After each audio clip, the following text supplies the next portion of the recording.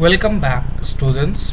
Today we will be studying the poem Tiger in the Zoo.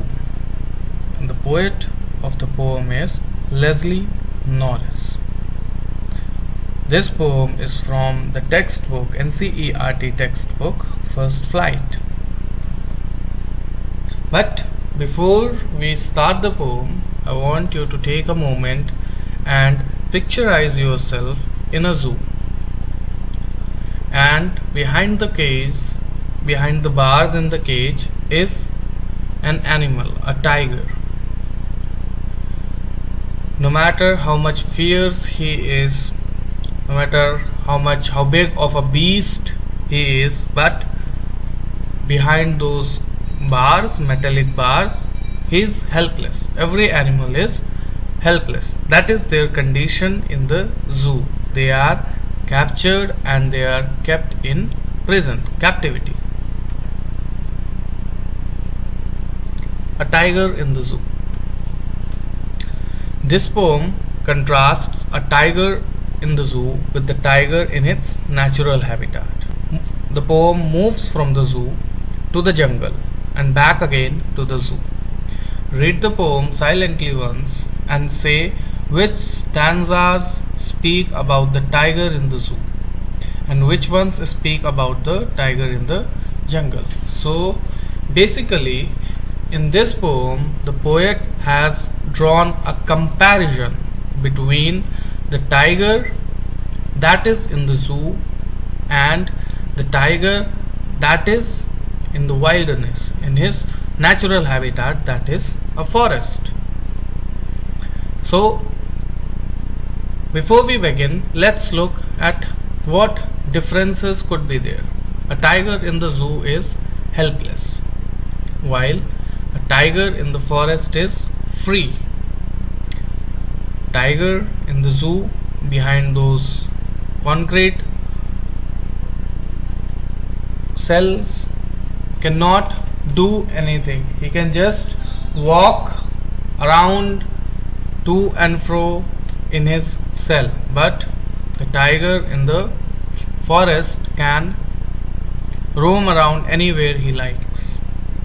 The tiger in the zoo cannot hunt, while the tiger in the forest hunts the prey he wants to eat. And now we will begin with the poem. He stalks in his vivid stripes the few steps of his cage, on paths of velvet quiet, in his quiet rage. He should be lurking in shadow, sliding through the long grass, near the water hole where plump deer pass. He should be snarling around houses at the jungle's edge, baring his white fangs, his claws, terrorizing the village.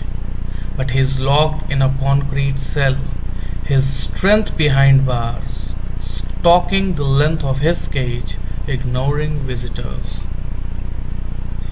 He hears the last voice at night, the patrolling cars, and stares with his brilliant eyes and the brilliant stars. Leslie Norris. He stalks in his vivid stripes the few steps of his cage, on paths of velvet quiet, in his quiet rage. Now, before we begin the explanation of this verse, we will find out the hard words that are there in this verse and look at their meaning so that the explanation becomes clearer. The hard words are stalks, which means to move silently, and the other word is vivid, that means bright in color. So he's moving silently in his vivid stripes. He's carrying those stripes wherever he goes, because tigers have stripes on their bodies. The few steps of his cage is small, so he's not able to roam as freely as he was able to do it in the jungle. But here the cage is small, so he's walking that small distance inside the cage on pads of velvet white. The feet of tiger here has been compared to the pads of velvet. It's so soft, the paws are so soft that they have been compared with velvet. Pads of velvet. Quietly, he is moving quietly in the length through the length of his cage in his quiet rage. Quiet rage is an oxymoron because rage means anger and quiet rage, there is nothing like quiet rage, so it's an oxymoron. But there he is helpless, so he is angry, you can see him growling, but he cannot do anything from inside the cage. The second verse says, he should be lurking in shadow, sliding through long grass near the water hole where plump deer pass.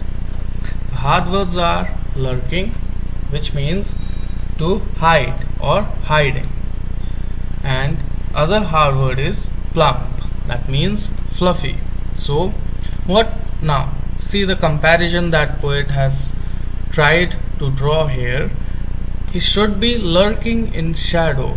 He says the poetess says, she says that he should be hiding somewhere in the shadow through long grass, between the long grass that is there in the forest near the water hole, near that water hole of the village of any jungle from where the stream of water passes, where the plump deer pass, where he can find a fat deer, from where the flat deers pass, so that he can get his food.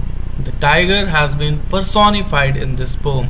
So the poet in this verse says that instead of being in the cage, the tiger should be hiding in the shadows of the forest and long grasses in the forest near some water hole and look for its prey. And the prey of tiger here is plump deer, a fluffy deer. He should be snarling around houses at the jungle's edge, baring his white fangs, his claws, terrorizing the village. He should be snarling. What is the meaning of snarling? Growling. So he says that he's further again explaining what he should be actually doing instead of being inside the cage. So he should be growling around houses at the jungle's edge. She is talking about, the poetess is talking about the villages that are on the sides of the jungles, on the edges of the jungles, on the ends of the jungle, just beside the forests.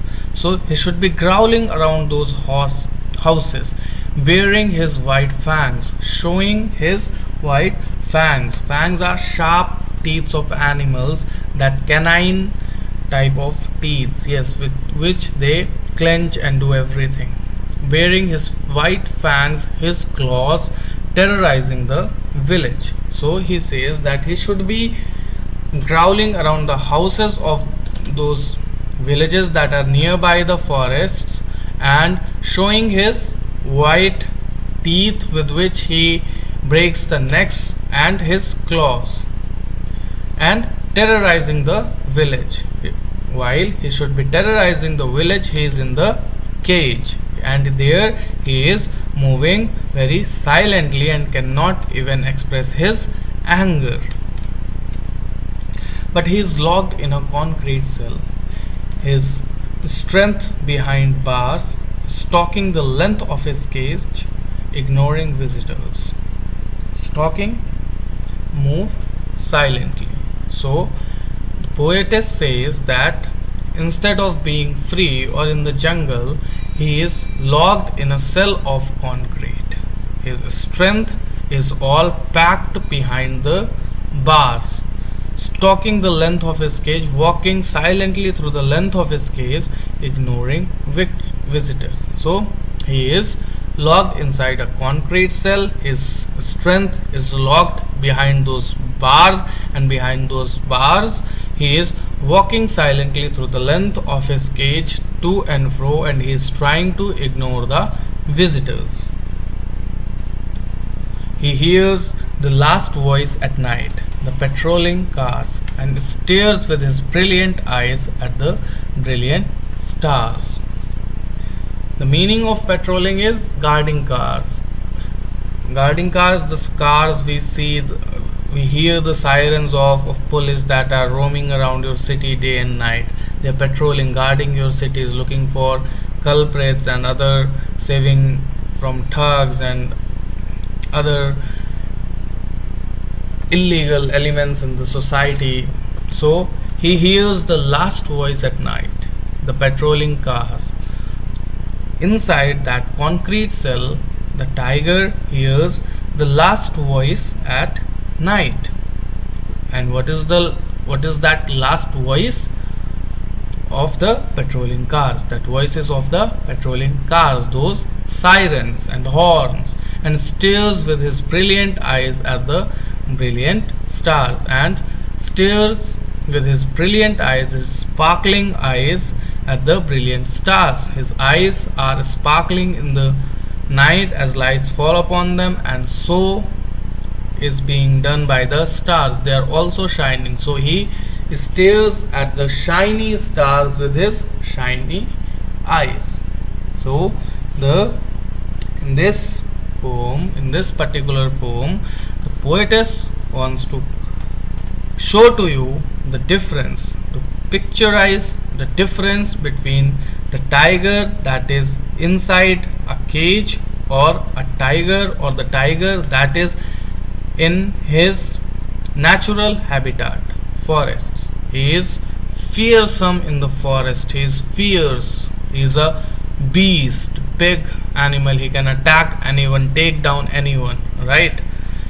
Everyone gets terrorized at the names of tigers. That is the reputation this predator has.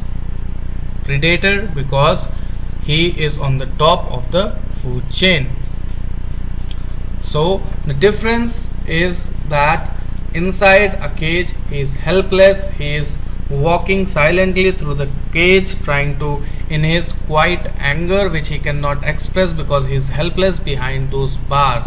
So the poetess wants to tell us that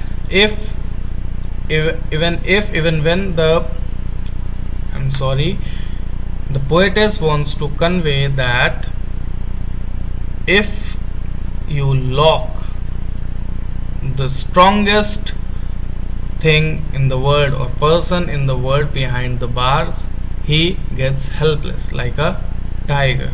But if free, they have so many things that they can do. Anyone who has so many things to do is fearsome, is powerful, has talent and everything. But if he or she or animal is kept behind the bars or is caged, becomes helpless. Like we are right now helpless, and we are caged inside our houses in this situation of COVID-19, right? Before we were doing things, we had business, we were playing games and doing everything, but now we are caged. So the life of a tiger in the zoo is probably or a little bit like the lives that we are leading now. We have been encaged behind the doors of our own houses because of a virus spreading out there, and these animals are caged just for a show, just to please human eyes. So the poetess is trying to show the reader the wrong that is being done to the animals by caging them in the prisons or walls, concrete cells inside the zoo, just for the pleasure of human eyes. Thank you. Happy learning.